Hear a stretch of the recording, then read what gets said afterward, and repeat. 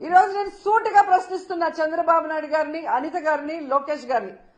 క్షమాపణ అంటూ చెప్పాల్సి వస్తే అది మొదట ఎవరు చెప్పాలో తెలుసా?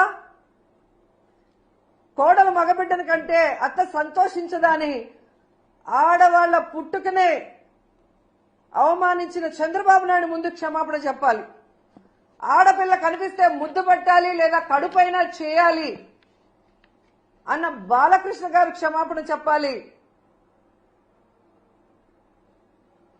అలాగే మీరు చూస్తే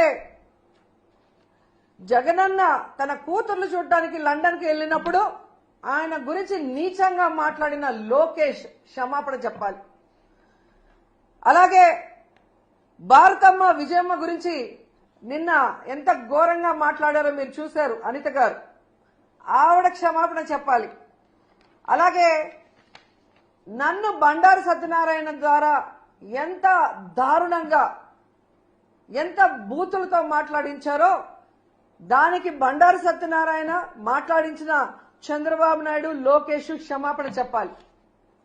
అలాగే మీరు చూస్తే ఆఫీసర్స్ ని గతంలో హోమ్ మినిస్టర్ గా చేసిన సుచరిత గారిని, అలాగే నన్ను చాలా వల్గర్ గా మాట్లాడిన ఇప్పటి స్పీకర్ బండారు సత్యనారాయణ గారు క్షమాపణ చెప్పాలి. అలాగే ఈ మధ్య కాలంలో టీడీపీ ఆఫీస్ నుంచి ఒక సైకో చేబ్రోల్ కిరణ్ అనేవాడు భారతీ మేడం ని ఎంత అసభ్యంగా మాట్లాడారో మీరు అందరూ కూడా గమనించారు.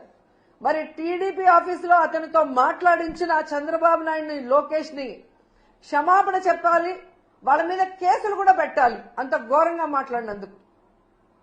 నిన్న మీరు చూస్తే మూర్తి గారి డిబేట్ లో సంబంధమే లేకుండా రేణుకా చౌదరి గారు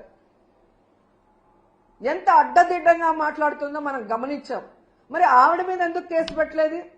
మూర్తి గారి మీద ఎందుకు కేసు పెట్టలేదు? ఎందుకు బిఆర్ నాయుడు గారు క్షమాపణ చెప్పలేదని నేను అడుగుతున్నాను.